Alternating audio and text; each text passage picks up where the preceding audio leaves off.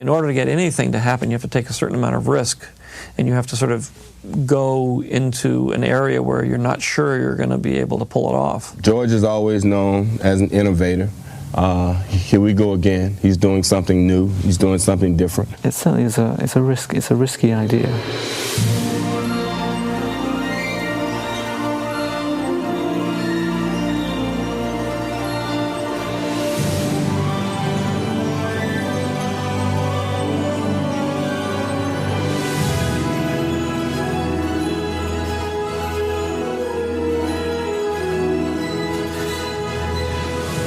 Hello, everybody, and welcome to Friends of the Force, a Star Wars podcast. I'm your host, Brad. And I'm your host, Sarah. And this is Attack of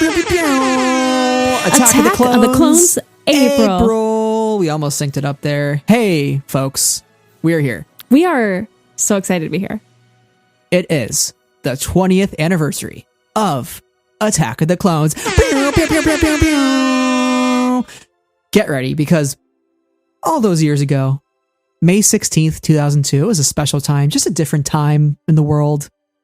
Attack of the Clones, Star Wars Episode 2, comes out in theaters. What a time to be alive. And here we are now, 20 years later. We are not youngins anymore, folks. The prequel kids are here to stay. Yeah, but let's be very clear. Brad's saying, what a time to be alive. And we were like in elementary school. So like we were alive. We were thriving, learning cursive, doing basic multiplication. I don't know about you. Actually, I wasn't even in elementary school when this movie came out. So, I was not allowed to see this movie in the theaters. I was a wee child, a small baby. Not like a baby. I was a toddler. Let me tell you, I have like one flashbulb memory of seeing this movie in theater. Actually, two. The first is just Obi-Wan Kenobi jumping out the window to chase after Zam Wessel's droid, because of course, yeah. And the second being Flippy Yoda and just laughing the entire time as a kid, because I was like, this is amazing. It's like, this is the greatest thing I've ever seen in my life. So let's talk about it. I mean, we are the prequel kids. The prequel kids are here to stay. We are not youngins anymore, except that in some circles we definitely are. We're just 20 years older than we were back then.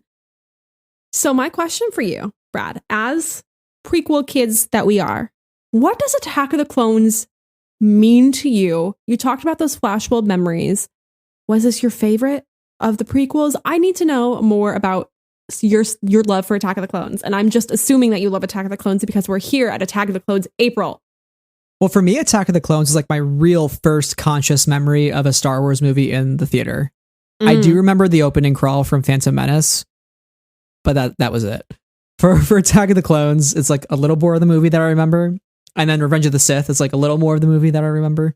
So it kind of kept gradually, it becomes easier to remember the older you get, right? So for me, this was a really important, groundbreaking movie. And I think the scope of Attack of the Clones, like all the big battles, the Jedi, I remember like watching the trailer for this movie over and over and over again on like StarWars.com. The old version of StarWars.com where it was like you could be like a hyperspace fan. It was crazy. It was a good time. And waiting for that stupid video to buffer so I could watch it and be like, is that Boba Fett flying with the jetpack? Darth Vader's breathing over the sound of the trailer? What is happening? It was just exciting. It was just a good time. It was just, the speculation was abound. And I was just like, I need to know what this movie is about. Is Darth Vader going to happen? Is, where is Anakin? What's he doing? So it was just an exciting time. Yeah. And the movie, like, I think it's one of those movies where people will be like, oh, it's the worst of the prequels, but it's really not. And that's like kind of what we're here to talk about today, because this movie in many ways is important to the saga, but it's also important to digital filmmaking as we know it today. And George Lucas is a visionary that paved the future of Hollywood. Yeah, for sure. Going back to not just the early 2000s, but the 70s. I mean, Star Wars is much more revolutionary than I think people realize it is. And that's what we're here to discuss today. But what was your experience like with Attack of the Clones before we get into that? So, as I said before, I was a toddler when this movie came out, so I was not quite seeing it in the theaters. I'm so sorry for the listeners that makes feel old. I'm so sorry. So Attack the Clones was my road trip movie. Like every time that my family would go on a road trip, and we did often because we loved to camp across the country, we would I would always make sure to bring Attack of the Clones because like there is no better road trip movie. I'm sorry. There's just not. There's not. And I also love the arena sequence, the Geonosis arena sequence, and the droid factory sequence, and the music and the sound of those scenes is so in my mind and so perfect for me. So I get why people aren't the biggest fans of Attack of the Clones.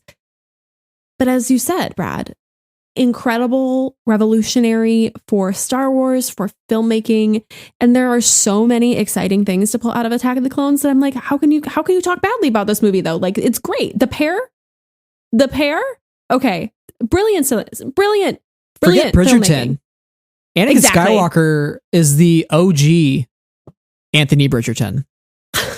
Also, okay, the costumes. I mean, we'll talk about this more as we go through Attack of the Clones April. We have so much planned, but it's great. It's great.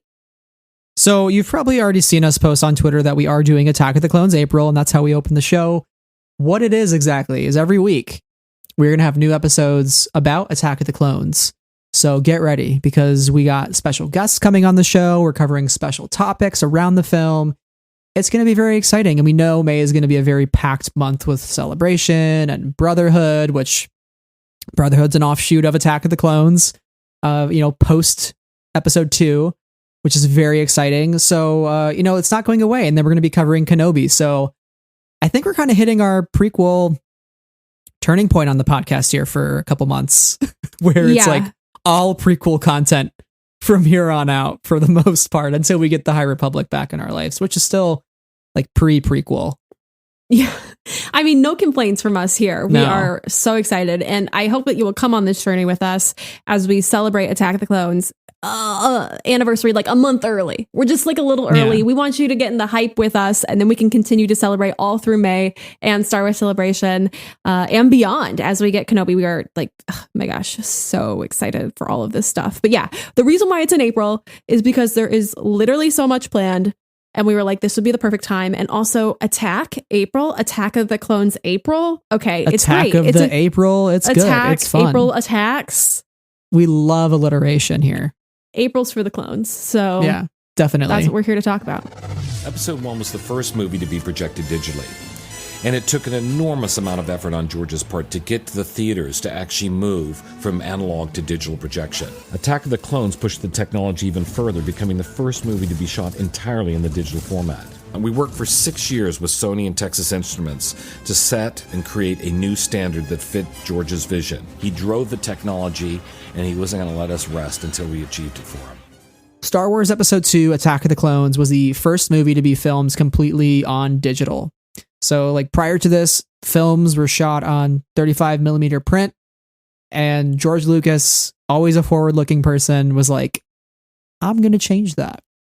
So we want to dive into why he wanted to change the landscape of filmmaking and like what were some of the benefits of switching to digital and like how did that allow Attack of the Clones to be what it is, and all of the cool things that it brought to the Star Wars table and the scope and the imagination of Star Wars.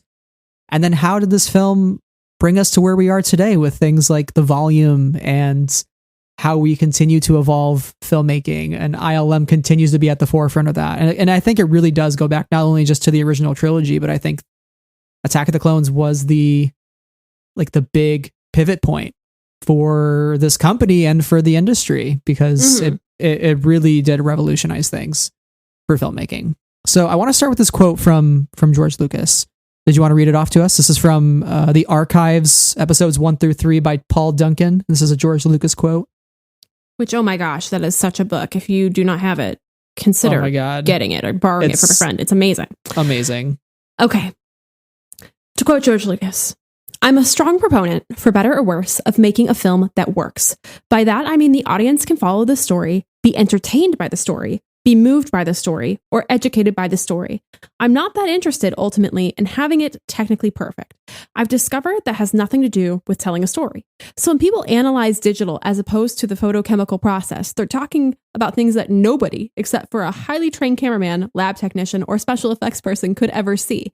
They're focusing on things that aren't issues that the public would ever know or care about.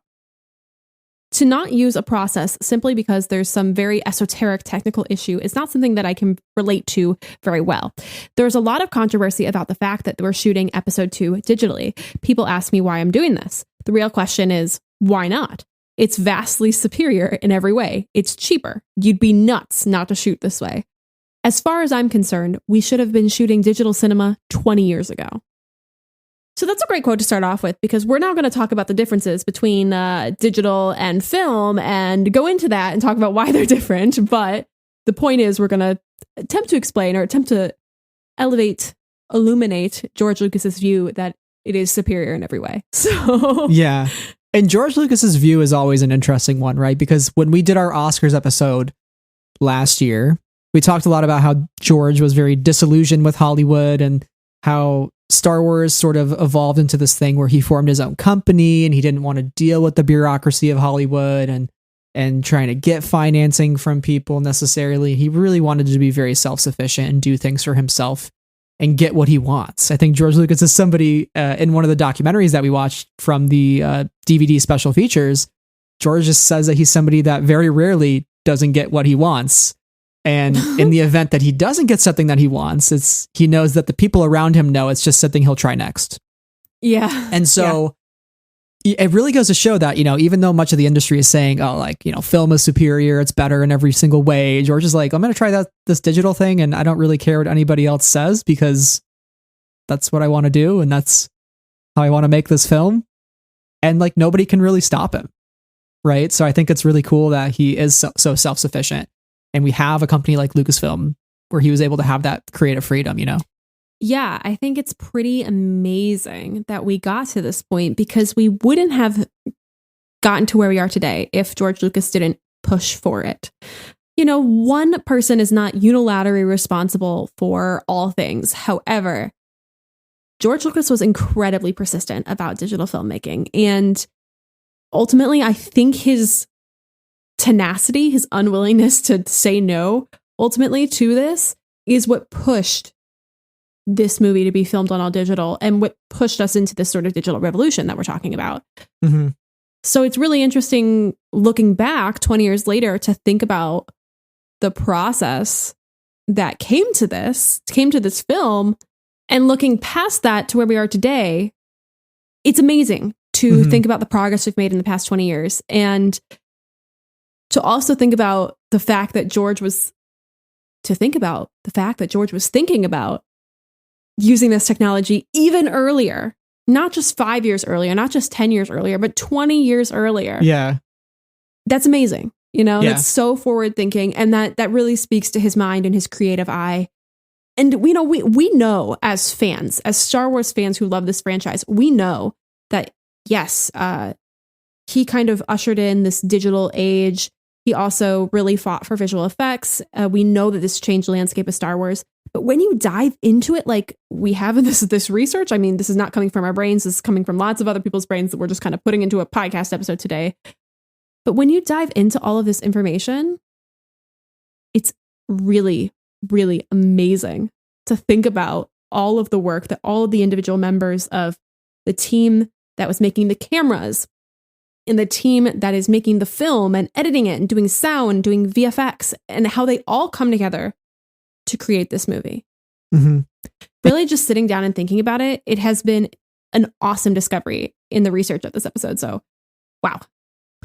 Yeah. And you made a great point that, it's not just one person who changes the landscape, but I think it definitely can take one person to change the thinking around the landscape, right? And somebody as renowned as George with such a reputation, it's like, oh, that George Lucas guy, he's been around for a while. He's really getting into this stuff, this digital stuff, right? And he knows Spielberg, and Spielberg's a renowned director, and maybe Spielberg starts to look at that too. And, it's a little bit of a domino effect. So yeah, ultimately we probably would have ended up at some sort of digital landscape in Hollywood. But I think for George to do it as early as he did and really push for it, despite people saying things about the prequels like, oh, it's so CGI heavy. Like, how many people do you see nowadays like shit talk the prequel trilogy because they're like, oh, it's all blue screen and gray screen. And I'm like, yes, but like George Lucas tried something new. Like, he wanted to push the boundaries a little bit, right? And he wanted to push the limits of his people because he wanted to see what they're capable of. And it inspired everybody else to kind of start doing the same thing, right? I mean, like, all the movies that we get now, like Avatar and all the Avengers movies and stuff, and like all these films that are just so heavy on like action sequences, big blockbuster films that are earning millions of dollars, billions in some cases, and putting people in the movie theaters. I mean, it starts here in some ways.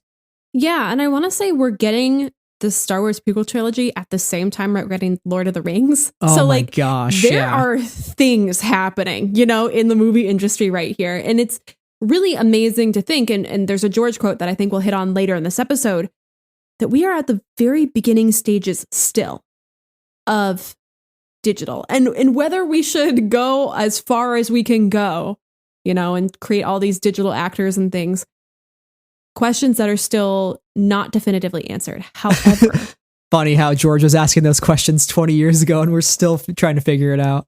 Well, but like, those questions may not be answered yet, but like, the fact that we're still just starting to ask them and just starting to ponder them and like really think about ethics and digital landscapes and the way we can push the boundaries, it's amazing. Yeah. So Sarah, what is the difference though between film and digital? I think that's an important place to start to really understand, especially when it comes to like frame rate and resolution and like why this was such a challenging moment for George Lucas and company, and like why when they're going into Attack of the Clones they're like, we're doing this, we're committed to this, like why it's a big deal and why it's going to be difficult. I don't know a lot about cameras. I don't, and that's okay. Me neither. But other people know a lot about cameras, and I'm going to try and talk about their thoughts. So basically, when you film on film, you're actually filming on a physical reel that has a limited length, which is not super duper long. Then you have to process that. And then that film, the physical property, wears down over time, which is why some films are lost to us forever. You know, they were on a film reel, the master, water spilled on it. Oh, crap. You know, like it's gone. Digital, you're filming on one of our discs or VHS tapes. You know, you're putting it onto a physical property that is much smaller, much more compact, compressed differently, not necessarily, you know, frame by frame in a physical format.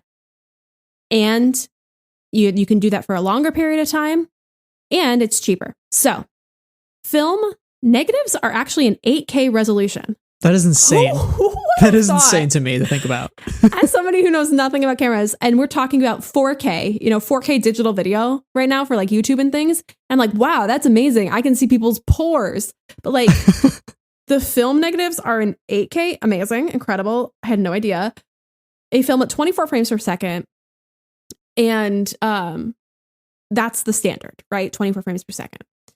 With digital, you get 1920 by 1080 resolution at 30 frames per second, which was often used in TV, but not in the, you know, feature film space. Mm-hmm. Yeah. And you could film for a larger capacity of time with less downtime. So 40 minutes as opposed to like 4 minutes before you had to reset your reels and things, right?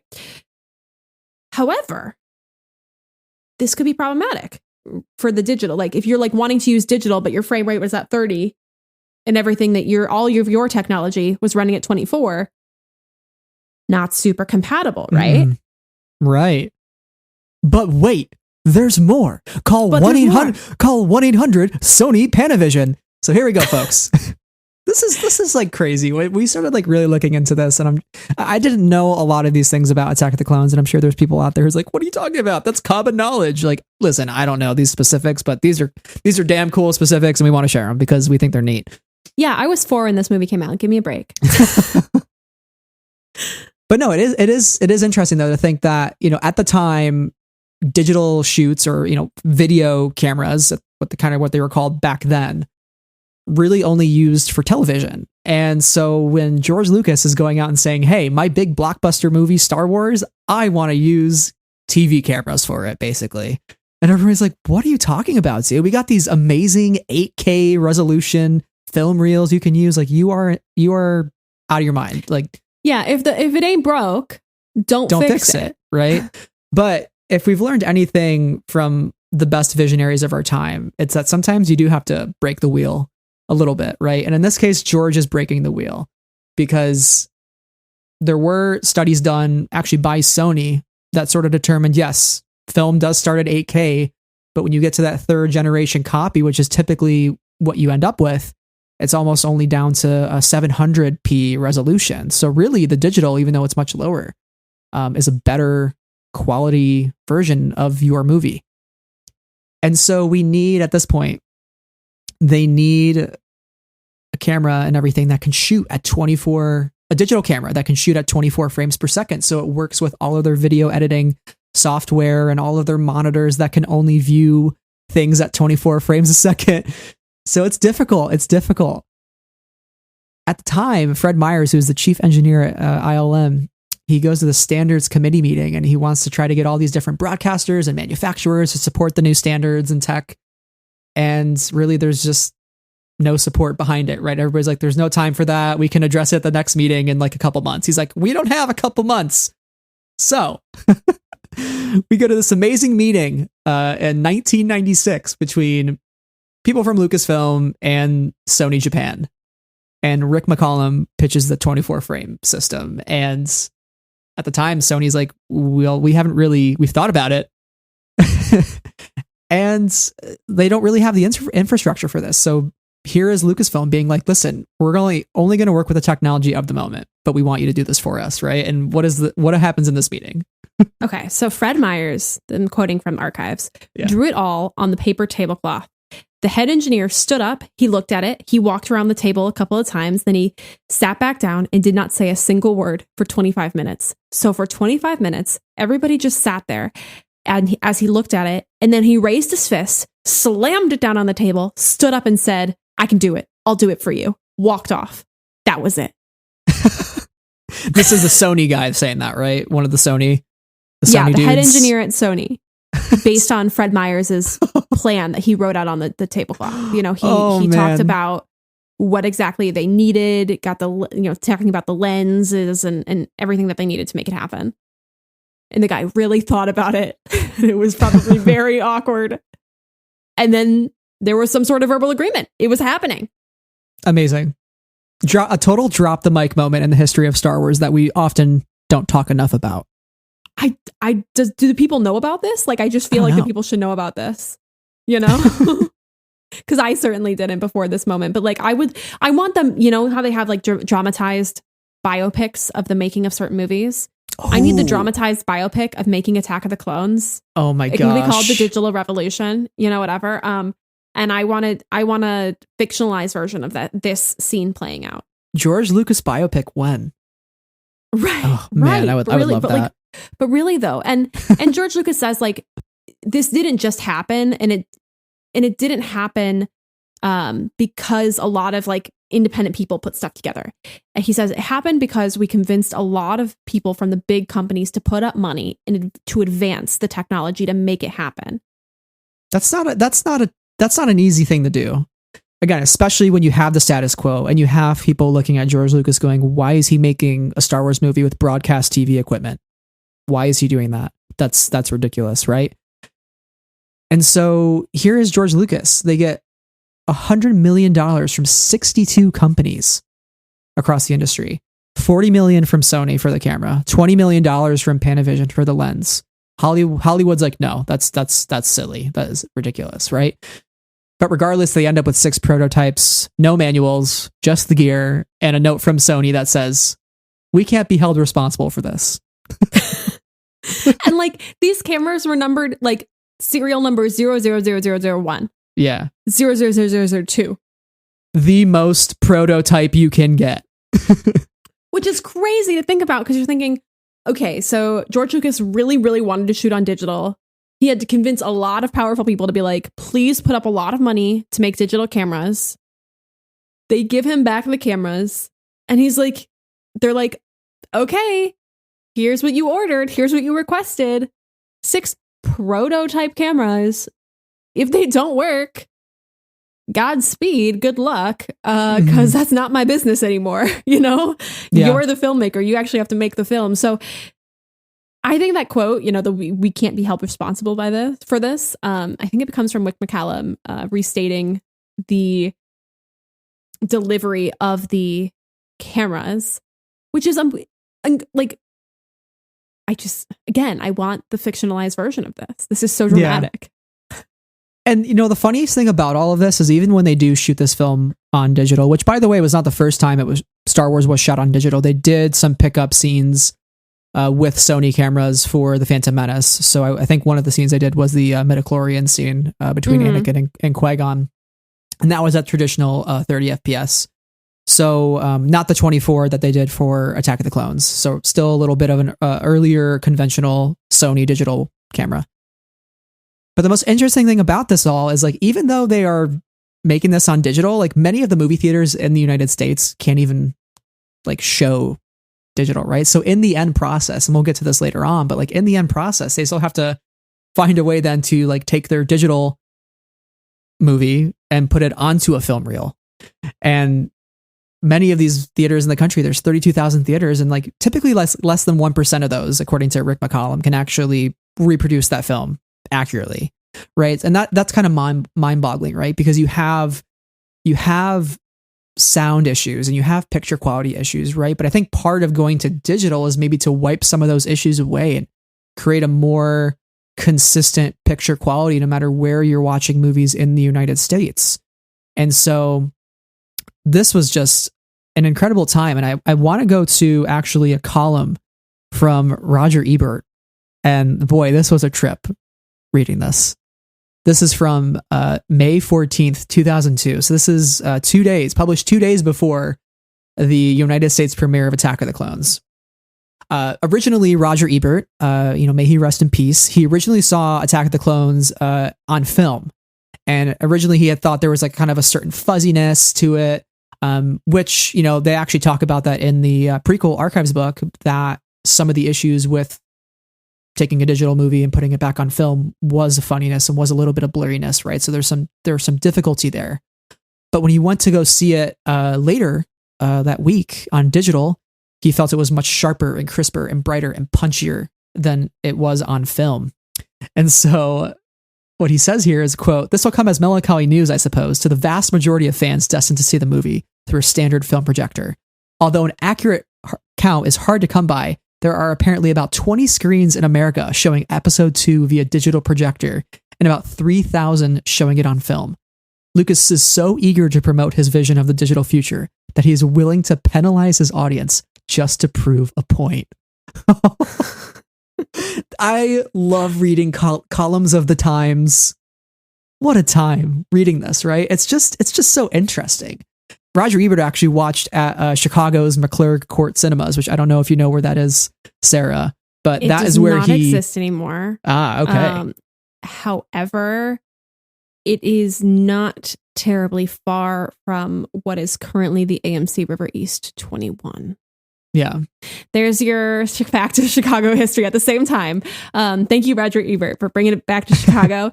But yeah, it's fascinating to think about how people were, we talk about how this movie was made, but then how people were seeing it is a totally different experience. However, it kind of worked at the end of the day. I will disagree with Roger Ebert, though. He later says, yes, it's fun to see the surprise Yoda has up his sleeve, but in the scene itself, he turns from a substantial, detailed, realistic character into a bouncing blob of Yoda-ness, moving too quickly to be perceived in any detail. Okay, Flippy Yoda's great. That's all I got to say about that. Flippy Yoda is king, and also, Roger Ebert, I wonder what you have to say about the Flash. He moves at the speed of light, He entered the Speed Force. Did Yoda entered the Speed Force? Wait a second. Did Yoda enter the Speed Force in Attack of the Clones? Is my question. Put that in your fan favorite moment, Oscars. Do it. I dare you. All right. I dare you next year to put Flippy Yoda as your number one. But one final comment here on the column. He says, Okay. the debate about digital projection is just beginning. My feeling is that movies shot on digital video look better projected on video, and that movies shot on film look better projected on film. What I dislike about Lucas's approach is that he wants to change the entire world of film to suit his convenience. Because his movies are created largely on computers, it suits him to project them digitally. Again, you can kind of see back then, again, like George Lucas in the 70s, he's like this sort of revolutionary filmmaker. He makes THX. He makes American Graffiti, which is kind of about these kids, summertime, a little rebellious. He makes Star Wars, this like super Buck Rogers serialized movie inspired by the Buck Rogers serials. And it's this like out there movie with robots and a guy in a dark costume breathing through a mask. Very like unconventional. And I think even back then people might think, George Lucas is just some hippie from San Modesto. And like, here's Roger Ebert, who's, a renowned film critic, who's kind of saying like the same thing in 2002. Like George Lucas is just this guy who's all into digital and wants to change the world for himself. But, again, 20 years later, we kind of see what George Lucas didn't just affect himself, but it affected the rest of filming as we know it. Right. It had profound effects. Yeah. And I think that it's clear that film as a medium, as a physical property is still quite revered. There are specialized theaters that specifically will show like 70 millimeter prints of films or show a film on film that you don't otherwise see on film. And now most projectors, I believe, are digital projectors. So like the world has changed, and has it changed for George? Did it change for George Lucas? Maybe, but if people are also making movies that are theoretically cheaper, they're not necessarily cheaper, but budgets are big, but like theoretically cheaper than that same film would have been on film, then like that's a benefit to everybody, no? Mm-hmm. The filmmakers, the people who are putting up the money. But I guess the question is like, why does digital matter for George? The first movies, they just put up a camera and had a train come into a train station, and everybody was amazed. And that was sort of all technology. Just look at the technology. But as it grew into more of an art form and much more sophisticated than that. And what we've been doing ever since then, whether we add sound or whether we add color or whether we use digital technology, is simply a way of broadening the canvas so that we have more colors to work with. As it started out, it was cave paintings, and they're very, very beautiful and very significant. But as you get along, the technology of using canvas or sculpting in different kinds of material, suddenly it all advances to a point where it gets very sophisticated, and you can tell much more interesting stories, and you can express yourself more clearly. And that's what's happening today, and that's why all artists are constantly pushing the technology of their medium to be able to widen the range that they can use their imagination. I think what's really key here is, and I quote him, "The digital characters are what I needed to tell the Star Wars films so that I could have a story more like the one that I could think of in my head." So having this sort of digital revolution where it's cheaper to make these movies because he's filming them digitally and not on film, where he has the VFX that are capable of what he's thinking of in his head, ultimately allows him as an auteur, as a filmmaker, as a creative, whatever label you want to put on him, better envision his desires, better envision his world. And I think that's pretty incredible, because look at the worlds we have gotten since 2002, since 2000, and the places we've been able to travel to in the realm of film, because there's less of a limitation on where you can go. Mm-hmm. I also want to highlight that Rick McCollum says that the first time that George ever discussed with me the concept of a digital future for cinema was in 1989. He goes, "I'm amazed at how precise that vision was about what he wanted to achieve. The idea was to make a digital pipeline, not just to have a camera to shoot digital, but to do visual effects, to do post-production, the editing, the sound, the music, and then most importantly, make sure that an audience actually got to see that film projected digitally. That was the dream." And I get it. Like, that is a very boat rocky idea, right? Right. Like, that is a huge shift. And I get why Roger Ebert, especially as someone who initially saw a digital movie printed on film at the theater, was like, I don't know.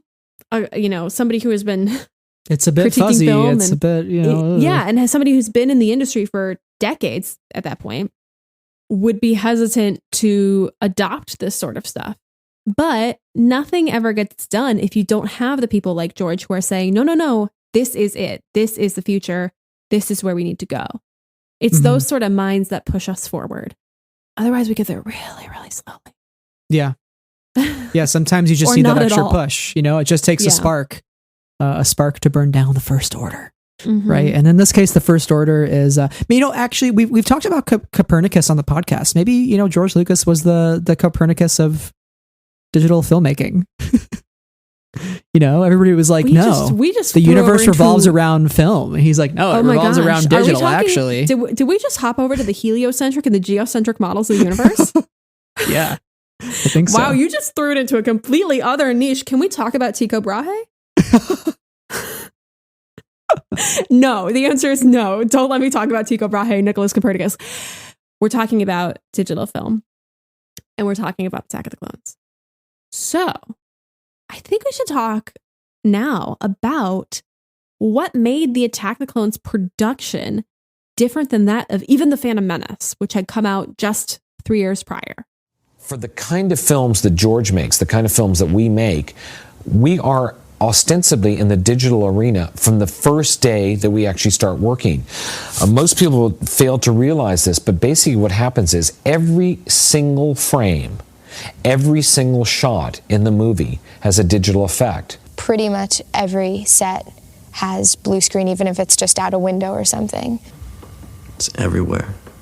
I think I've been on one set where there hasn't been any blue screen. So for us to shoot in film and then scan it into a computer is a ridiculous process.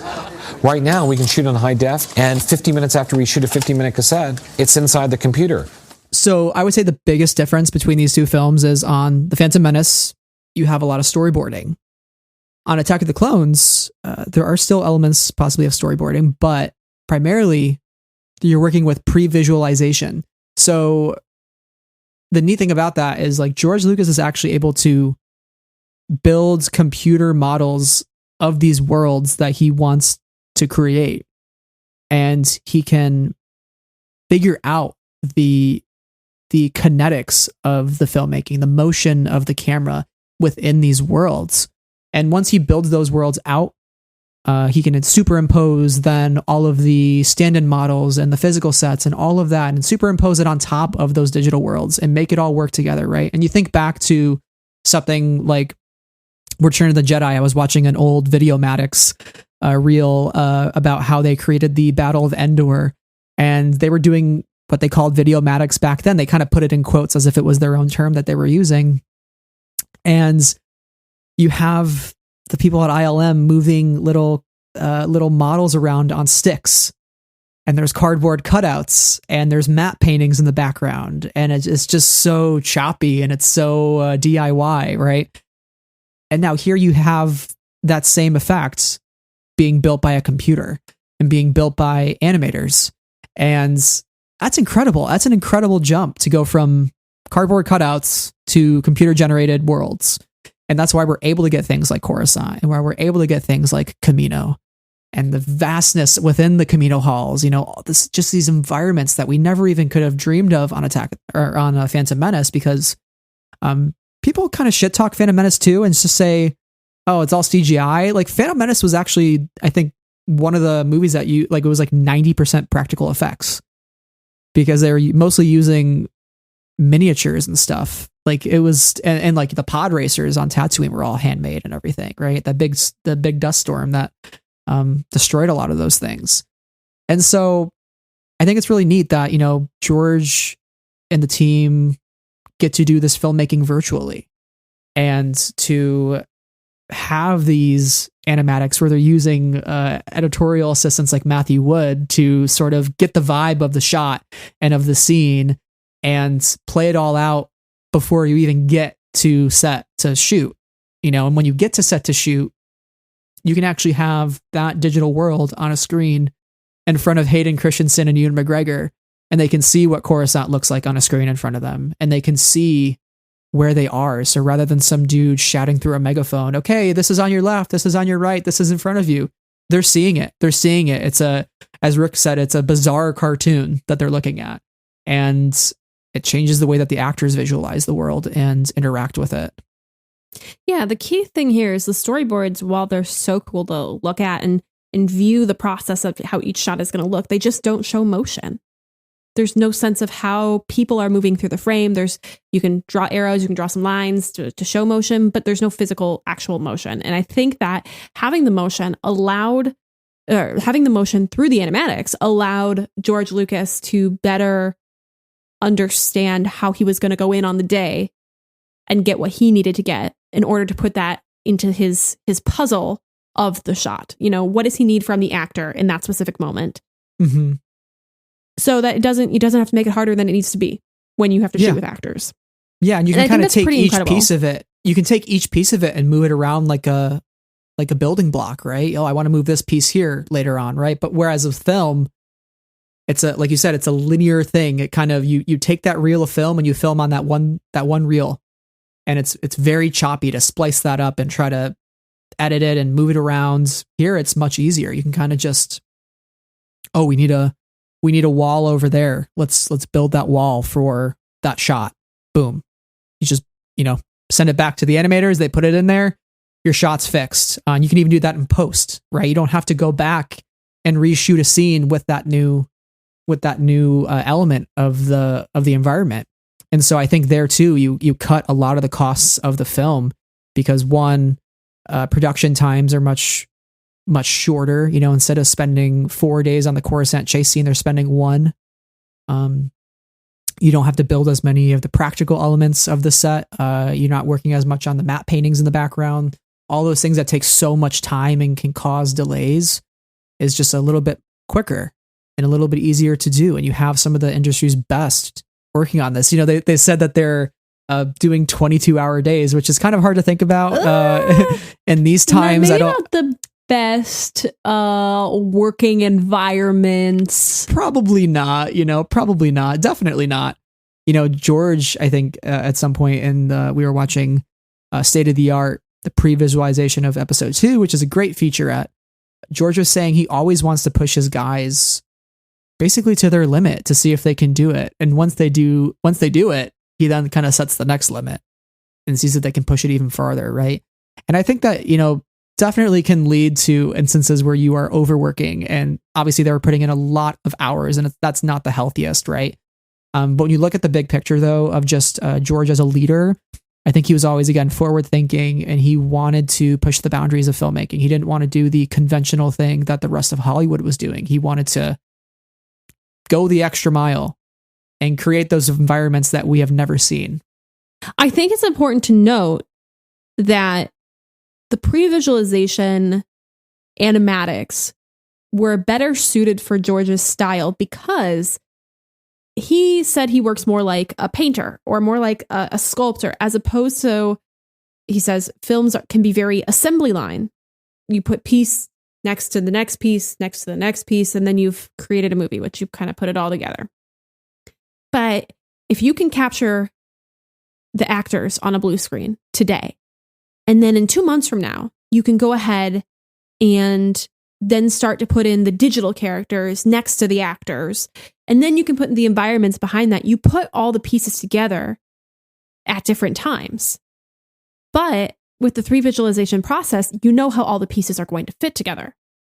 As opposed to, Brad, as you said, if you're filming in a room, you did 6 takes, you got your shot. Great, you're on the editing floor. Oh my gosh, we need 2 lines of dialogue changed. There's no way to do this except to refilm the entire scene, just based on how the cameras were set. Then you have to go rebuild that entire scene, call your actors back, do reshoots, and then go back again. So he's saying, when you are piecing things together like he does, you're able to shift single elements independently of one another. And I think that was a big plus for him. As he said, oh, wait, let's add a little something here. Let's subtract a little something here without having to call the actors back, without having to build entirely new sets. Yeah. And he said it was also like, I think you said like cooking in a way. It makes you think of the Among Us task on the burger building. focused. Yeah, when you go to the burger and you're like, oh, is it bun, burger, onion, bun? Or is it burger, tomato, burger? Or is it onion, lettuce, burger, bun? You just never know. And for George Lucas, he can just make whatever the hell burger he wants. And that's amazing. Every time. Build the burger you want, George. Build your burger. BYOB. BYOB. You also earlier mentioned that they would show, like Ewan and Hayden, the little animatic in front of them so they would know, which way the speeder was tilting, where they needed to be looking at. And you think about today, there's a direct line. Oh, yeah. From that to seeing the blue of hyperspace, right, around the actors in a sort of a void sort of setting where you have these LED panels and that sort of thing. And then you go towards, people being in the cockpit and being able to actually see the ships flying past them. I don't know what movie that started in past 4 or 5 years, but there was mostly started like Rogue One, Solo. Was that a Rogue One Solo sort of thing? Yeah. I didn't know if it was Rogue One or Solo or if it was Dunkirk, like maybe both. But that sort of thing happened. And now you look at what you can do in the volume today, and you think of like, not necessarily the same sort of scene, but you think of Batman and all those glow light, like the Batman 2022, all those scenes that are happening up by the bat signal, all on the volume. That light, that setting, they're on the ground floor. They're not up high. They're on the ground floor. But you would have no idea as actors even. That's the incredible thing, because you're right. There is a direct line between Attack of the Clones previs and the volume, right? They're both the same thing in concept, right? They're both trying to build environments that the actors can exist in and see, and that the directors and the producers can change very easily and adjust and make adjustments and make production schedules much easier, right? It's the same thing. Like you said, oh, we forgot that one thing. Let's change the environment slightly without having to like redo the whole thing and throw it out, right? Same thing with the volume. Oh crap, we need to insert this extra piece of dialogue. They can literally go back and adjust it to that exact moment, that exact shot on that day, and get the environment exactly the same at the click of a button. The environments are changing around you, right? So Rob Brito, he's the head of ILM, he says now visual effects are becoming real time. And so I think back then, when you think of 20 years ago, we have the volume now. 20 years ago, we had previs. 20 years before that, we didn't have previs, right? And so you kind of think of those 20-year increments that George said, I bet George today would be like, why didn't we do the volume 20 years ago? That's incredible. It's amazing. Right. We should have been doing that all along. And it's just amazing to see just how far we've come. I think the volume is probably one of the greatest feats of filmmaking I've ever seen. It really is. I mean, the way you can combine physical and the virtual and like this real-time rendering, or you can create any environment. And like even Solo did a little bit, right? They filmed the Dolomites and they like put it on LED screens, and you got all those natural lighting elements in Solo. And I think that's, regardless of what people think of the film, I think that was kind of one step closer to where we got to with the volume. And it's funny to me because when there's this one moment in the documentary where George says that you can't go sit on a mountain for 3 months to get the light you want, but you can create it, right? And that was back then. And now it's like you can do that with the volume. You can get a 10-hour sunset if you want. Yeah, you just gotta, so it's like you can be in the glowy hour all day. Right? So, and then this is 20 years ago. George is thinking of that same concept of like, oh, you can get a sunset whenever you want. You can get the weather elements of Camino whenever you want. We don't have to go out and film on location and wait for it to rain. Like they can do whatever they want. And that's just so incredible to see that direct line, as you said. And again, and I mean, we're really just completely killing our last segment here, which is the digital legacy here. But again, like, you think about that we are still at the infancy of all of this technology. If this is the infancy, where are we going? 15 years ago, we couldn't have imagined the iPhone that we have today. 15 years ago, we couldn't have imagined the volume. Where will we be in another 15 years, in another 20 years? I am I want to know. I can't wait. Like I think the filmmaking and the way it evolves is incredible. And I'm ready to look back at this episode in 20 years and be like, wow, she was so silly. She couldn't even imagine the thing we have now, We have volume 15.0. Yeah, it's fully 360, You're inside a globe. The floor is digital. But even between Mando seasons 1 and 2, they increased the size of the volume, right? So like after season 1, they were like, we're in this. This is it. This is the tech. Mm-hmm. And there's a commitment to that now. And it's and we'll get more to it at the end when we talk about sort of the legacy of Attack of the Clones. But yeah, it's just incredible stuff. I feel like we had to bring it up here though, because previs is the blueprint. Yeah, it is it. Yeah, that's it. Previs animatics are the blueprint. It's on a royal blue t-shirt too. It's like the get it blueprint. Oh, I thought you were making fun of the red Millennium Falcon shirt that everybody has, but this one's going to be blue, and it's going to be the blue shirt that everybody has. So. I 100% am, and especially because it's like it is the blueprint, and then it's going to be about And on the back, it maybe can have a scene of like the very clunky previs animatics. Don't steal our idea, guys. Oh shit, we should probably cut that. We'll make them for celebration. Yeah.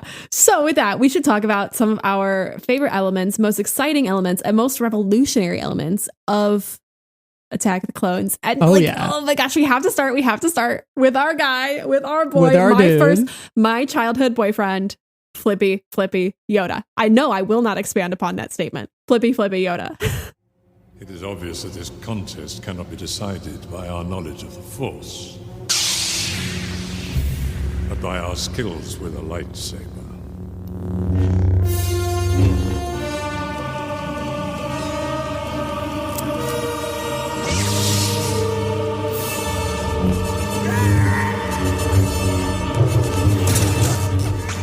Sarah, why is Flippy Yoda so revolutionary?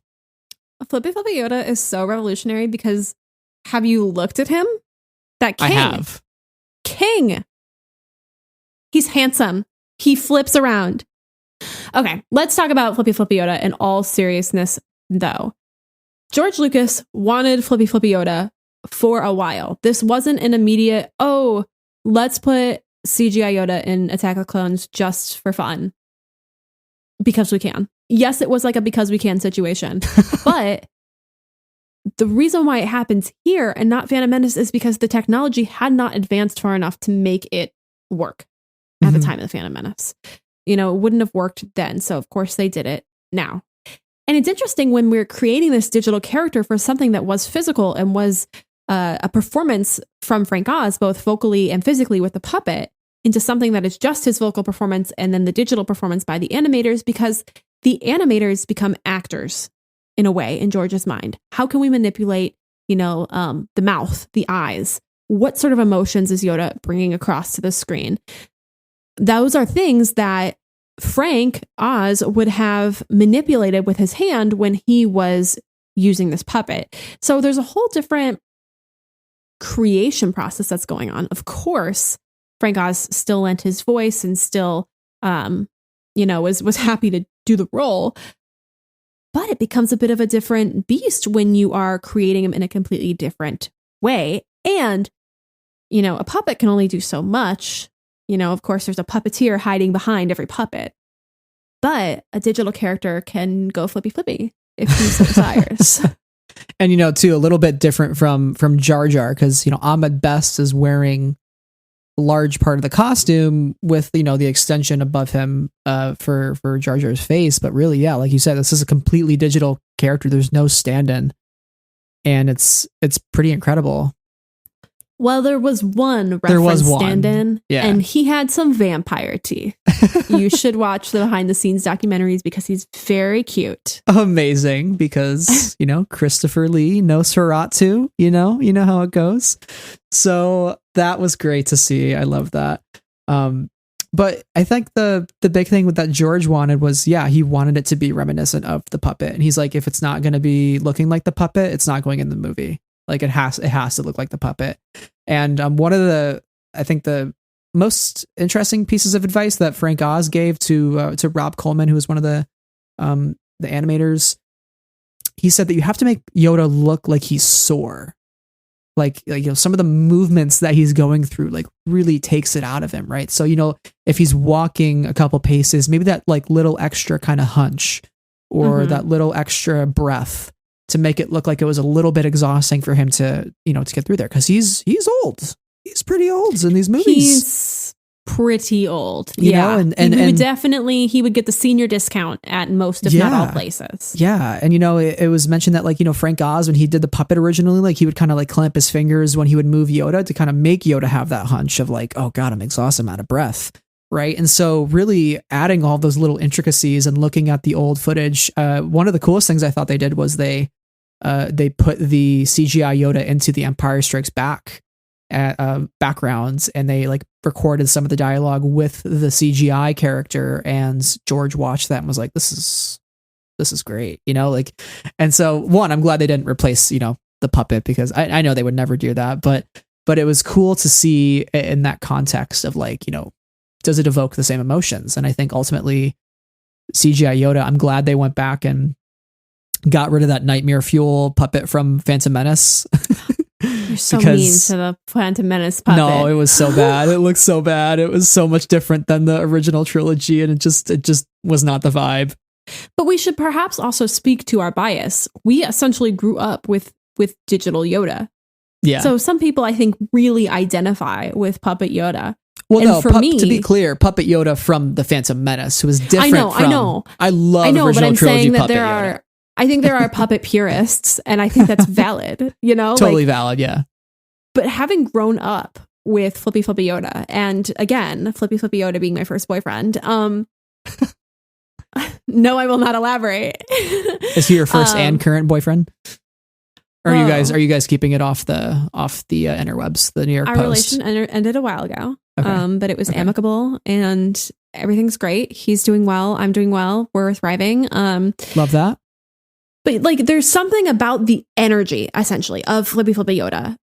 The fact that he's old, he's really, really old, and he's doing all these flips, it really elevated sort of, or expanded the idea of what the Jedi can do, who Yoda is, and like what his role and responsibility and abilities are within the Star Wars universe. And while that might have been a little bit foreign to some people when they first encountered it, it's clearly become a staple of who the Jedi are and how they operate. I mean, this also goes into the Battle of Geonosis scene, when we get all of the Jedi together battling in this particular way that we hadn't seen them before. It's a completely different idea of the Jedi.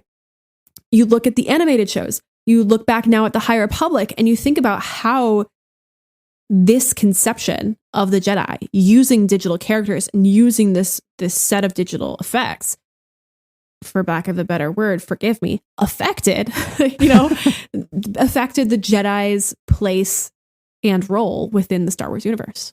Especially like a Jedi as coveted as Yoda, because you see him in the original trilogy and you know how important he is, right? And so fans have been sort of waiting for this moment of like, okay, like what is Yoda like at the height of his powers? And I don't think he's necessarily in the height in Attack of the Clones, but height pre-exhaustion of Order 66, right? Like Order 66 kind of trauma. He's like, 800 years old now, but Order 66 ages him like another 800 years because of the loss, simply because of the loss. Yeah. I think, the first time I watched that in the theater, I was just like, this is silly, but this is great. And I love the way he flips around. He's like screaming, and, we get a little bit of that in the High Republic now, which is super great. I think, High Republic says Flippy Yoda rights, which we agree. We respect the taste. Keep doing it, please. I also think we should get shredded Yoda at some point, because there was a visual effect at one of these featurettes that showed a shirtless Yoda, Kylo Ren style, shredded in that scene. And I think that Daniel Jose Older should be the one to give that to us. So just going to manifest that.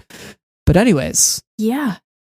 I want to look at it a little bit from the puppet purist point of view. Do we, as audiences, lose anything by having this performance from Frank Oz, who, is an iconic performer, director, legendary puppeteer? Do we lose anything from that performance when we go to digital? Because like I feel like the answer is like probably yeah, but that's not to say that one option is bad and one option is good. But there is an opportunity cost, right? When you're switching the medium a little bit. Yeah.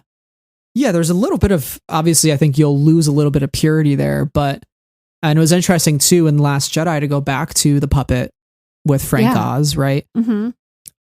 But I think to your point about how George saw the animators as actors, I think that's a good mentality to have, right? Because when you're building these characters, you're not just building, you're trying not to build a lifeless CG character. That's not the goal, right? And I know there was like a clip from Puppets to Pixels that was circulating, and I think Rob Coleman actually retweeted it or quote tweeted it recently, and how it was Rob and George sitting down trying to figure out how to make Yoda look sadder. Yeah. And so it seems to me like it was always a priority to really make that performance from Frank come through. Like the CG performance of Yoda, again, George's goal was make it look like the puppet. If it doesn't look like a puppet, if it doesn't move in the way a puppet moves, if the mouth doesn't move in the way that Frank would have made that puppet move, we got to redo it. We got to make it look different. And so I think, yes, even though you're losing the purity of like a physical model, I think keeping the integrity of Frank's performance in the digital format, I think is what really makes it work, at least for me. And I think why I love prequels Yoda. I think it looks amazing. And it's incredible that they were able to do it. Yeah, I'm right there with you. I definitely I think see both sides here. And of course, as I mentioned a little bit ago, like I definitely have the bias towards CGI Yoda. He's very handsome. But yeah, I mean you're losing Frank Oz being there on set. And the nuances of his specific interpretation, and how he's moving his hand in the puppet that manipulates every part of it. And now we have little baby Grogu, who's a puppet, which is like the cutest damn puppet I've ever seen. He's a puppet, but he's like an animatronic puppet. Yeah, animatronic, and like which isn't. Anyway, combining the two, yeah. I want to ask Amazing. you one final question, a Yoda prediction, you could say. Yoda prediction. When is Yoda showing back up on screen? What show is he going to be the first to appear in? Oh my god. So we've got Kenobi, we've got Andor, we got the Acolyte, and Mandalorian. He could appear in Mandalorian if he talks a little Grogu. Which, like, let me tell you. Well, I'm talking like in the live action. If we're thinking like, will they continue to use a puppet like they did in Last Jedi? Would they go back to CG potentially? I think they'll use the puppet still because their commitment to Grogu as the puppet animatronic. I think it depends on what they need from that Yoda in that scene. Yeah. I think in the Last Jedi, when we get that scene, there's a specific callback to the original trilogy and the puppet and the sort of classic feeling of it all. Right. If we get him in the Acolyte pre-Phantom Menace, then that's a completely different Yoda than we'd be getting if he comes back as Force Ghost in theoretically an Ahsoka Mandalorian, right? He should be in the Mandalorian with Grogu. That's all I'm saying. That'd be cute. That'd be super cute. That'd be super cute. Aw, yeah. I listen, regardless of what you think of the Mandalorian, that would be a moment of, oh god, I'm tearing up thinking about it right now. Just imagine. Oh my god, stop. We gotta put the emotions away. So good you are. Oh my god, I'm crying. Grogu gets me every time. Okay, continue. I'm gonna cry. Okay. Anyway, we're both crying, you probably should talk about some other digital characters, our bestie Dexter Jetster. Yes, him and his delicious eggs and bacon. All of the clones. So let's talk about them. Yeah, there were other digital characters in this movie besides Yoda. We had Christopher Lee's digital double that they used for some of his flippy dooku's. Dexter Jettster, like you said, the Kaminoans. I mean, that was amazing. It all hits a little different too, I will say, in the current climate of synthetic Luke Skywalker and Mando and Book of Boba Fett, right? Because you think now where, before some of the digital characters that they were creating were like alien creatures, Yoda, Dexter, Kaminoans, and granted, all the clones were CG, but they were under armor, right? And so it was a much more challenging task to try to build armor for, hundreds of extras than it is to just, go big with it. And so now you're kind of dipping into different territory where the CG characters are human. Tarkin, Leia, Luke, right? And so it's interesting that back then you're sort of at the precipice of this new technology, and now it's being used in an entirely different way, almost in some cases replacing human performances by real actors. But even like actors do performances for aliens as well. Like we see Andy Serkis is like really great at that stuff, right? Like Planet of the Apes, Gollum, Snoke, right? So there's still digital performances, and even like somebody like Luke still has a physical stand-in, but the ultimate character is a CG character in many ways. So it's interesting how it continues to change and evolve, and I wonder where they're going to sort of strike the happy medium. But anyways, this is like a different tangent. I just want to say it's interesting how like the whole digital character sort of started in this spot for Star Wars. Yeah, and I mean, pre-Dexter Jettster and all of these characters, we also get Jar Jar, who continues into this movie, which is another one of these early sort of characters that are like this. And Watto too, who's in Attack of the Watto, Clones. all happening at the same time that Gollum is. And on these parallel trajectories, you have these kind of people who are moving forward with digital characters based on performances too. So at the same time, we're getting Dexter Jettster, who's completely digital with a voice performance, and had like a reference couple of shots with a human actor. Love John Knoll walking in with the with the ball in the with head, the ball. Yeah. And then at the same time, you're getting Gollum, you're getting motion capture, and for these digital characters, which ultimately propels us into for performance capture, which is what we get for Planet of the Apes, which is now what happened for Tarkin, right? And Maz Kanata and Snoke, and all these things are happening in parallel and are ultimately coming together and crossing over in ways where this technology is able to help everybody, which I think is all really, really cool. But let's talk a little bit about Dexter Jettster. Because one of the first things we see about George kind of deciding the look is not him looking at a computer or him really, drawing it physically, like him drawing it or somebody else drawing it. He is kind of making a decision at the modeling stage. So there are these physical models of various faces and looks and designs that the artists have created for him, and he kind of settles on these two that ultimately become Dexter Jettster, and then they scan that model in to be able to then create the digital character. So it's interesting how the physical space and the digital space are working together in tandem in order to complete this digital project, which is also why they filmed all these reference shots. So you said that the actress who played Tan Wee, had the helmet on her head with the like little cardboard cutout of Tan Wee's neck and head. So they should sell one of those at Celebration, by the way. This year, next month, 20th anniversary. Like buy your Kaminoan helmet head. Yeah.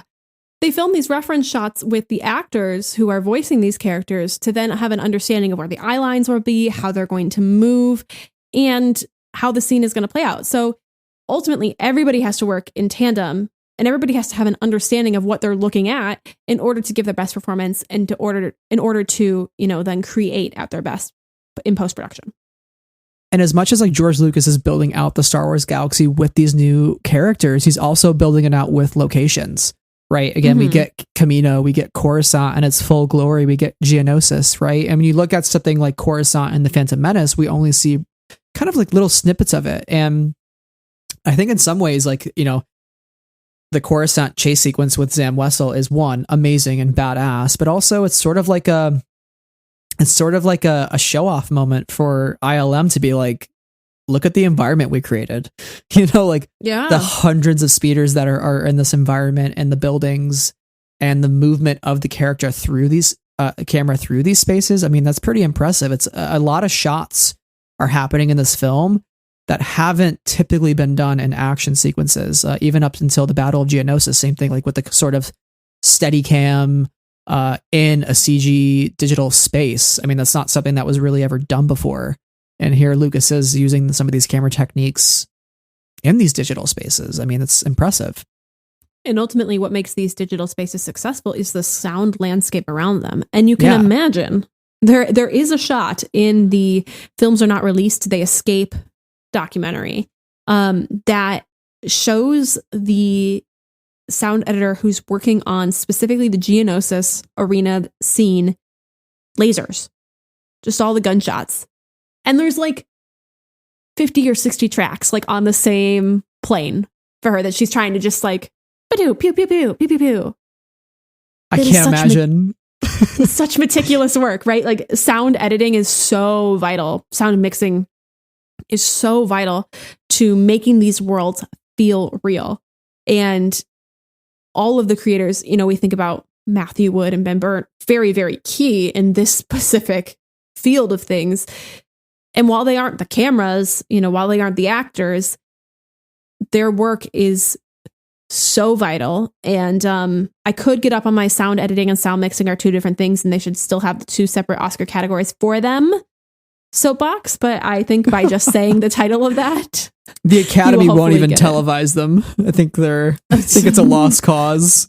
Yeah, but anyway, like you talk about the sound editing and they're putting everything together, and then the mixing, and then you're doing the levels and making sure that everything looks perfect and feels perfect and feels convincing. And there's no way that the chase, the droid factory, the Battle of Geonosis would have been convincing if all of these pieces didn't come together like, you know, a perfect jigsaw puzzle.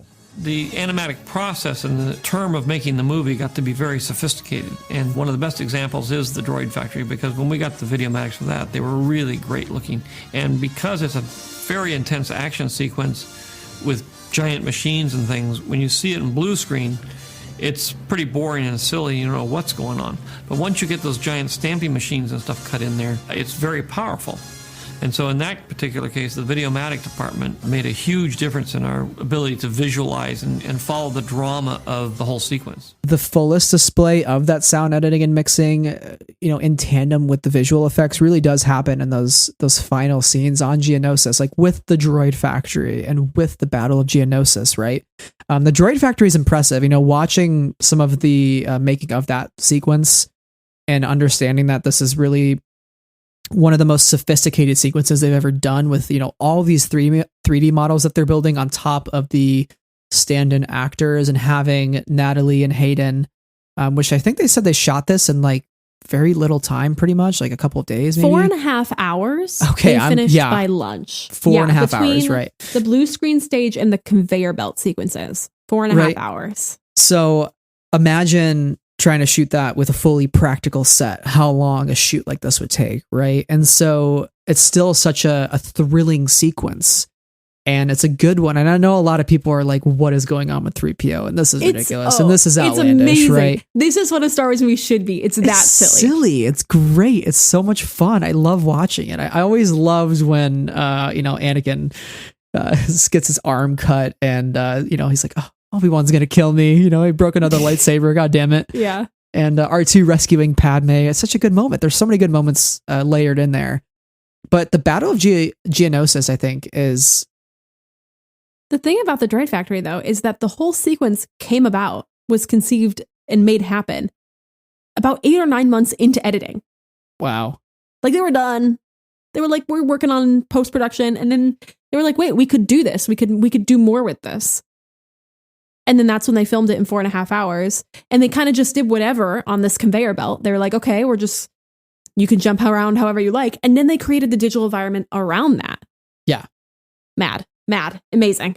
Yeah. And even having, like, yes, it is a blue screen environment that Natalie Portman is running around in. It's a void of some sort, but still she understands like where she needs to be and where she needs to go. And I think that's the most important thing for the actor, is to really get the feel for the environment, and some of those previs elements help Natalie to know, oh, this is what it's going to look like.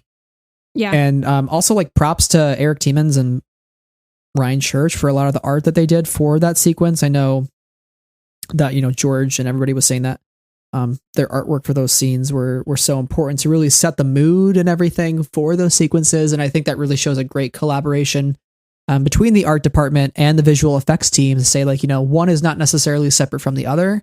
In fact, the art department really does influence still the visual effects.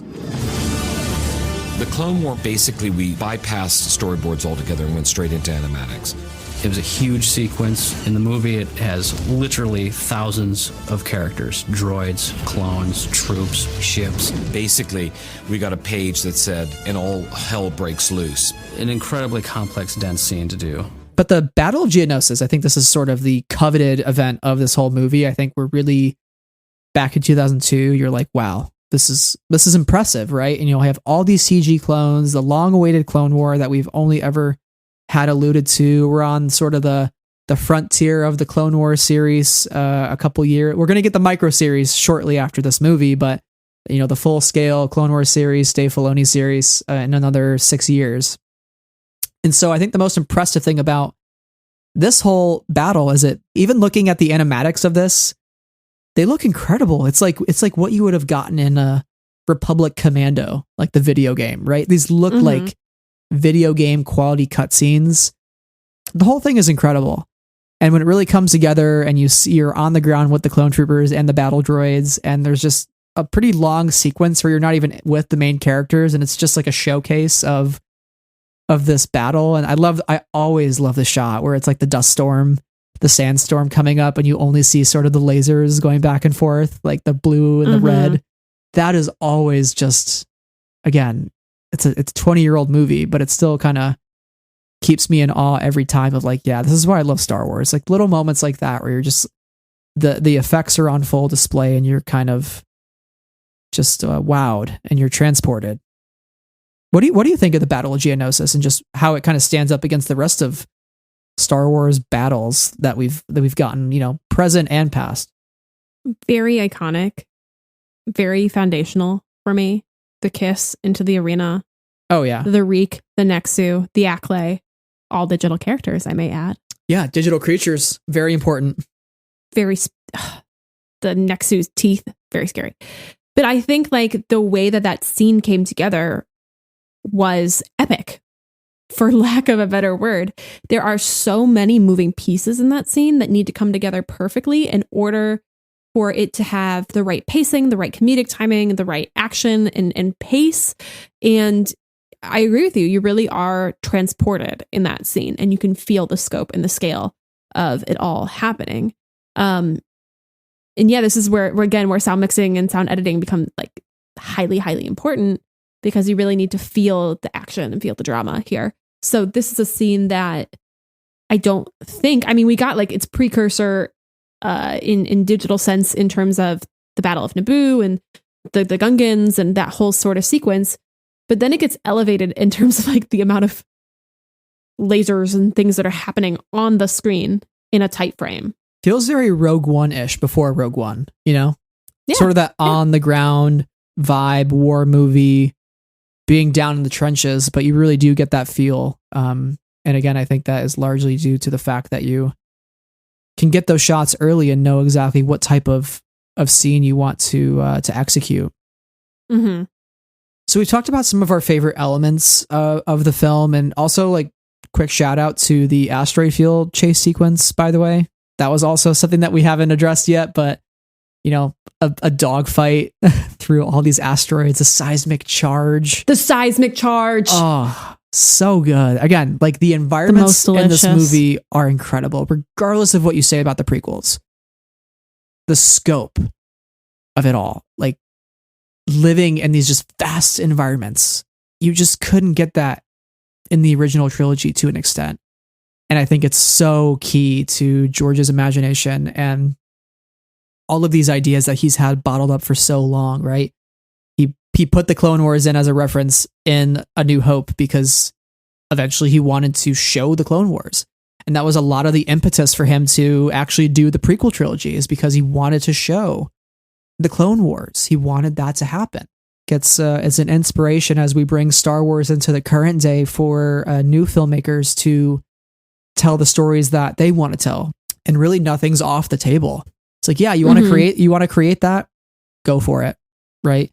And ILM is such a pioneer of that, then and now. They've always been trendsetters in the visual effects industry. I think we're getting to that point where if you can dream it, you can achieve it. And ILM has never been one to say, it can't be done, right? And they always try. And I think that is completely admirable. And ILM works on many other films outside of Star Wars, right? And so does Skywalker Sound. So they're leaders for sure. Yeah, it's incredible. But what do you feel like Attack of the Clones' digital legacy has been, in modern Hollywood and modern filmmaking? We've really talked about it a lot through this episode. The fact that the volume exists and is this kind of dominating force in VFX in cinema, not just Star Wars, but beyond. And of course, they're not the only player in the game, but the technology that they have is really key and important to the future of cinema. I also, really don't think we'd be here today if it weren't for the pushing of George Lucas and the tenacity and his kind of like go get it attitude about digital. If he hadn't gotten that movie in 2002, we probably wouldn't be here today where we are. Also, Slumdog Millionaire was the first film that was primarily shot on digital to win the cinematography Oscar, and that was in 2008. And in the following year, Avatar was the first nominee and winner to be shot entirely on digital. So within the span of less than 10 years, 6 years, and then 7 years, we have people being regarded by their peers as the best in their craft that year. And I think that is a quick progression. I mean, just think about where we went from Attack of the Clones to Avatar within the span of 7 years. That's a huge jump in VFX and digital filmmaking. And both of them are really, revolutionary in their own right. And it's kind of amazing to see where we were then, again, 2009, still over 10 years ago, and where we are now. So it is so clear that this movie and that this technology happening when it did has had ripple effects that we probably haven't even talked about or can't even imagine. Because we don't work on the ins and outs of the film industry, but there's a lot that we can see in that we've talked about here. So yeah. And internally with Lucasfilm, I think George set a precedent to never think small and to always think big. And regardless of what the rest of Hollywood is doing, go to the beat of your own drum and produce the movie or the TV show that you want to produce, right? So again, we can always argue all day long about the plots of Star Wars and the story-making decisions, and it's totally valid. But regardless of how I feel about any sort of Star Wars content, I always admire the visual effects. I always admire the sound mixing and the sound editing. I always admire the cinematography of it all. One thing I do want to connect to from the prequels to modern day Star Wars is obviously Ewan McGregor is coming back as Kenobi. And Ewan has gotten to work in the volume. And that is pretty cool. And he was actually talking with Pedro Pascal, and it was a variety actor on actor interview thing. And it's just, I don't know, I'm having such an amazing time down there with that incredible technology and the volume and having done loads of it. In the first one, I did the first 3 films in the late 90s and into the 2000s. So by the time we did episode 2 and 3, we were literally 90% of the scenes were just on green sets with green floors, green walls, or a blue set with blue sides and blue walls. And we're doing stuff on there that to the eye is like you're transported. And it's unbelievable to me to think that it be such a different experience, but with the same character. Yeah. That you were doing before, and then coming and doing it with all this new technology. It reminds me of old Hollywood. It's like the beginning of Hollywood. I know it's almost like when you imagine Hollywood when they had 3-sided sets all in a row and a bunch of guys with the wind-up cameras, and you would just go from one stage, if you like, to the other, one background to the other. Well, we're doing sort of the same thing, except it's just the background changes instead of the stage thing, I mean, I can't even imagine what that must feel like for him. And I cannot wait for Disney Gallery, Obi-Wan Kenobi, to see I just want to see his first reaction, walking on set. I want to see them type in the codes on the computer, and then freaking Tatooine pops up, and he's just like, what the hell? He's like, what's going on?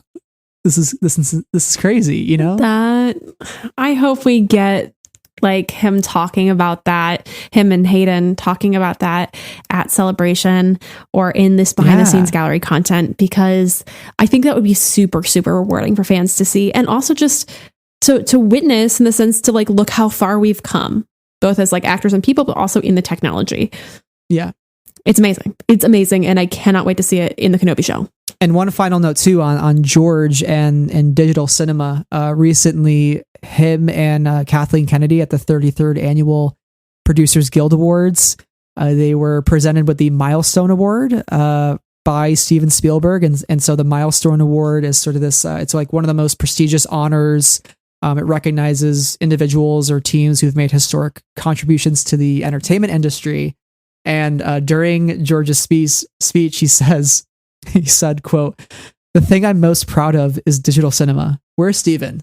Some people still don't believe it." And the camera cut over to Steven Spielberg, who is like pretending to crank a film camera.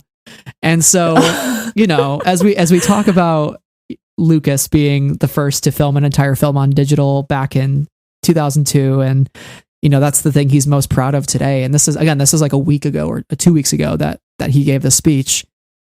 I think it holds a lot of value in his heart for the contribution that he felt he made to the film industry. And no matter what anybody said about the prequels, I think it's promising to hear him walk away from those movies and say, like, you know, that's the thing I'm most proud of, is like digital cinema.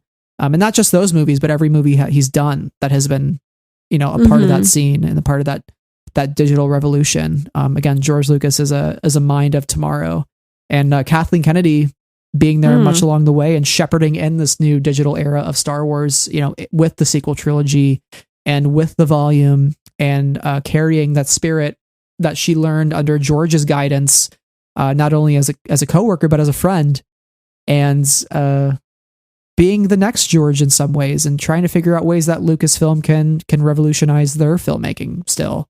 You know, there's always a boundary that can be pushed, and I think that's really the essence of ILM and George. I don't think I have anything to add to that. I really just think that digital revolution is the right term to go with. Technology is used to tell a story, and that's the whole point. It's really the filmmaker and the storyteller and how well they're able to tell the story that counts in the end. The techniques they use are really a byproduct of that. So I want to wrap up here with a couple of quotes from Rick and George. And I think these, you know, we started with a George quote about how he felt digital should have happened 20 years ago. And so Rick says, "You have to be pretty brain dead to be involved in a film at this time and not realize that we are going through a very serious evolutionary step. Digital technology really gets down to one simple fact. A writer can write anything he wants to now. A director is only limited by his imagination. A producer can't say no anymore, because now there is a way to solve each production challenge and to do it in a cost-efficient, fiscally responsible way. It doesn't mean that by using the technology that the film is going to be any better. That's still about talent." And the next quote from George says, "A film has been around 100 years, and no matter what you do, you're always going to run celluloid through a bunch of gears. It's gotten more sophisticated over the years, but it'll never get any better than it is right now. With digital, we're at the very bottom of the medium. This is as bad as it's ever going to be. This is like 1895. In 25, 30 years, it's going to be amazing. It's like we're the wild fanatics for wanting to change things, when this is the biggest leap forward for the business since the advent of sound films. I will never make a film with film again." Those are two pretty incredible quotes. What do you make of those? End scene. I mean, what is there to say? What is there to say? I think that final quote really speaks for itself. And we've hit on it. Like, this is the worst it's ever going to be. And we've seen how much far we've come in 20 years. Where are we going to be in the next 20? Right. In 100? Yeah. And to maybe apply that thinking to today, the volume is the worst place we're ever going to be. Okay. So what progress is crazy. If we're at the low, then what is the high in 25 years, right? And, exactly. And Rick's still saying, you know, it's about talent at the end of the day. I think that's important, because you can have flashy effects. You can have flashy digital visual effects. Sure. But really, you still need talent. You need people with ambition. with imagination. You need good writing, because the rest of it sort of falls apart with the whole digital charade if the core and the heart of it doesn't beat correctly. Mm-hmm. And to have good storytellers along with all of these tools is a beautiful thing. So damn, Sarah, we've come to the end of our discussion here. I feel like all giddy and warm and fuzzy inside, talking about digital, talking about how important this movie was. And I think this is like really the best place to start with Attack of the Clones, April, because talking about its importance for filmmaking, I think, is just really setting the stage for like the month. Like, this movie means a lot to us and many others and many professionals. And we're not here to poke fun at it. We're not here to talk about its flaws. We're here to champion it and celebrate it because, hell, it's a 20th anniversary. We've made it. The prequel kids are here to stay. Let's go Padme merchandise. Please. Glares straight into camera. I mean, I think this is also the best place to start because now we can just talk about all the elements of it that are great. And we've already talked about some of the reasons why. So I hope that everybody will continue to stick around with us on our Attack of the Clones April. As we mentioned up top, we have some exciting surprises down the road this month. And the party doesn't stop when April ends, because I have no doubt that we're getting more at Celebration. Any society starts that way. Any society begins by realizing that together, by helping each other, you can survive better than if you fight each other and compete with each other. If I got a job, I would help somebody else get a job. If somebody got more successful than me, it was partly my success. My success wasn't based on how I could push down everybody that was around me. My success was based on how much I could push everybody up. And eventually their success was the same way. And in the process, they pushed me up. And I pushed them up, and we kept doing that. And we still do that. And even though we all have, in essence, competing companies, we see it as if everybody succeeds, or my friend succeeds, then everybody succeeds. So and that's the key to it, is to have everybody succeed, not to gloat over somebody else's failure. One of the basic motifs of fairy tales is that you find the poor and fortunate along the side of the road. And when they beg for help, if you give it to them, you end up succeeding. If you don't give it to them, you end up being turned into a frog or something. So it's something that's been around for thousands of years, a concept that's been around for thousands of years. And it is even more necessary today when people are much more into their own aggrandizement. And with that being said, for anybody out there listening, if you enjoyed this episode of the podcast, make sure to subscribe wherever you're listening. So all of our future episodes for Attack of the Clones April drop right into your podcast feed. You can find Sarah and I on Twitter, Letterboxd, and Goodreads, and Sarah is over at Sarah's Puzzled Pages on Instagram. And please leave us a rating if you would once you're done listening to this episode, and let us know how we did and if you enjoyed our coverage of Attack of the Clones thus far. Yeah, and if you're going to leave us a review, let us know your favorite part of Attack of the Clones in the review, just for funsies. And we are so thankful for our patrons: Amy, Anna, Brian, Carol, Cheryl, Clay, Danny, Deborah, Donnie, Elegy, Huang, Jen, Knights of Ren, Levi, Leanne, Lindsay, Lucy, Neil, Rob, Saber Bouquet, Sky Talkers, Travis, T, and our newest patrons, Davis and Randy. Thank you all so much for joining us on the Patreon. And if you want to join these awesome folks, our tiers start at just $1 and you get extra episodes. And we have a Discord community. We would love to chat with you. And we are so, so grateful for your support. We also, at our $5 tier, have our By the Book novelization series, where we have talked about the Attack of the Clones novelization. So if you want even more Attack of the Clones C content, it's over on our Patreon page. Look, I made you some content. You could say that begun Attack of the Clones April has. Oh, I see what you did there.